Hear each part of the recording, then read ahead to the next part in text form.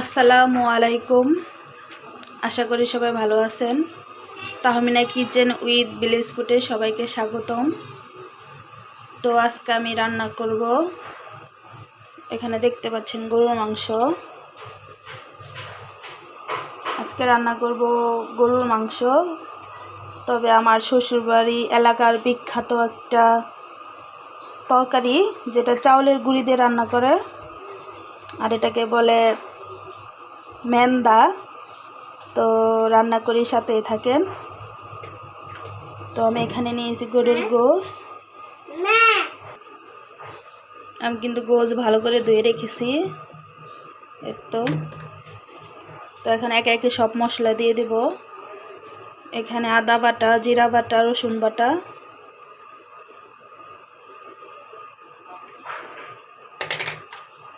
পেঁয়াজ কুচি,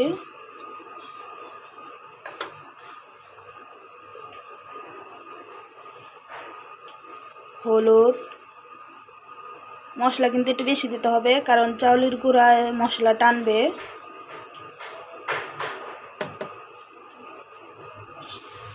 মরিচ,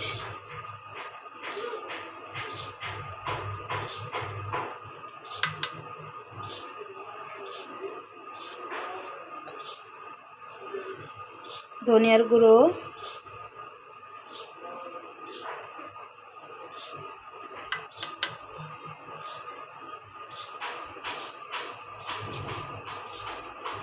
স্বাদ মতো লবণ,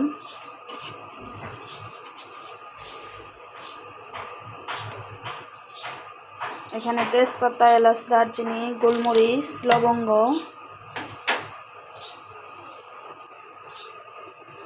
দিয়ে দেব সয়াবিন তেল,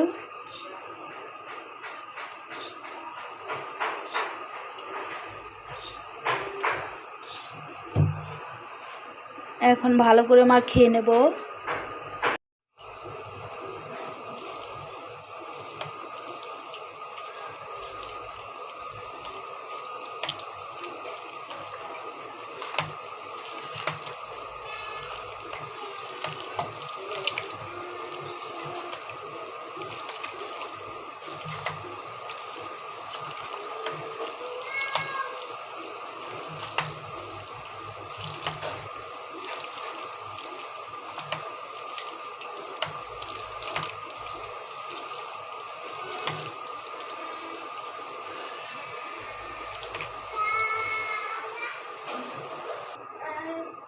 তো আমি ভালো করে মাখিয়ে নিয়েছি। তো আমার মাখানো হয়ে গিয়েছে। এবার একটু পানি দিয়ে দেব কষানোর জন্য। এবার চুলায় বসিয়ে দেব।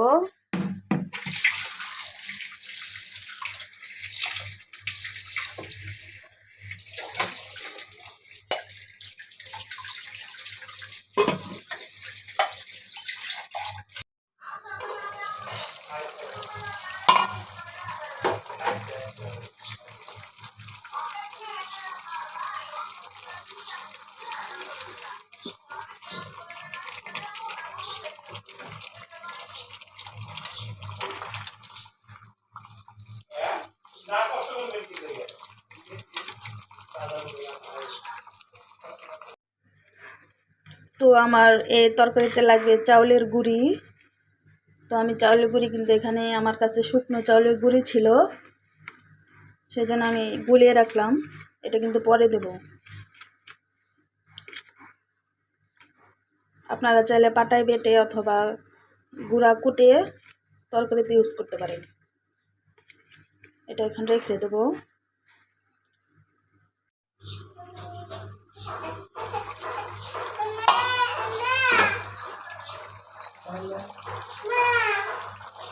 তরকারিটা কিন্তু কষানো হচ্ছে।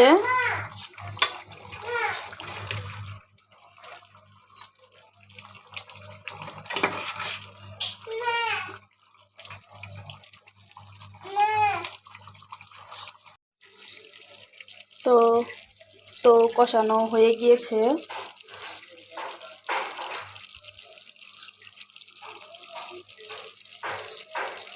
তো এখন দিয়ে দেব চাউলের গুঁড়ি।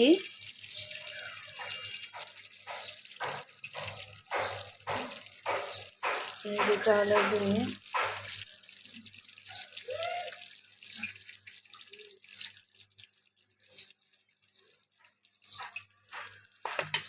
এখন ভালো করে মিশিয়ে নেব।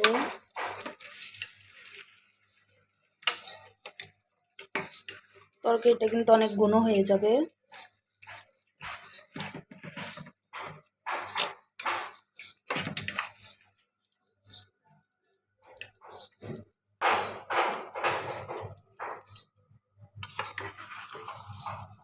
এই যে এখন দিয়ে দেব পানি।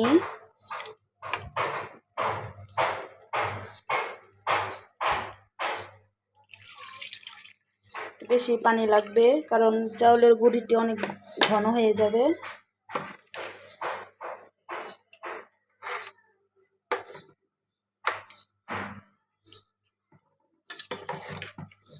এই খাবারটা কিন্তু অনেক জনপ্রিয় খাবার আমার শ্বশুর বাড়ির ওইদিকে।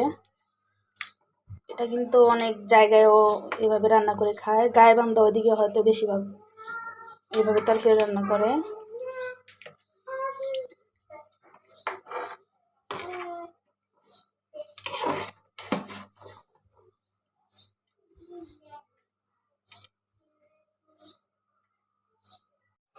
তো আমার তরকারিটা কিন্তু হয়ে গিয়েছে।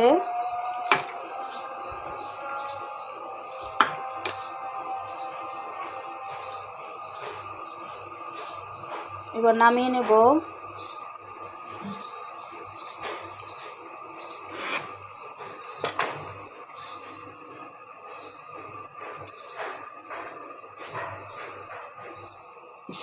এখন এটা হালকা বাগার দেব।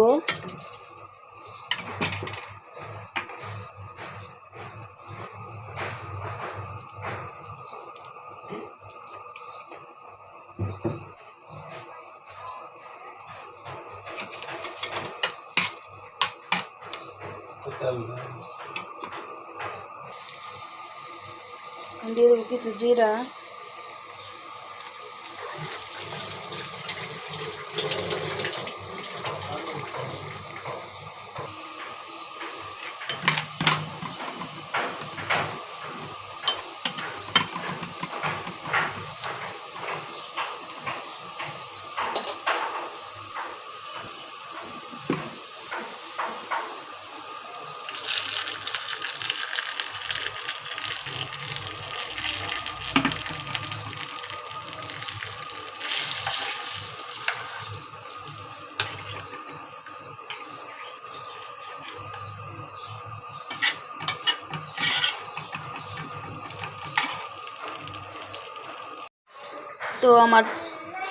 তো আমার তরকারি ফাইনালি হয়ে গিয়েছে।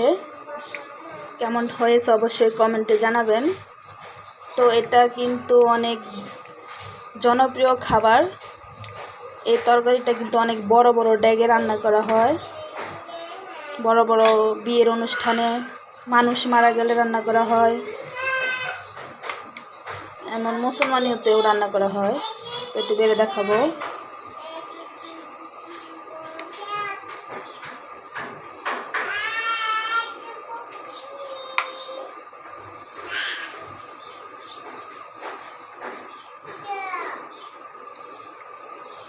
তো আপনারাও রান্না করে খাইয়েন।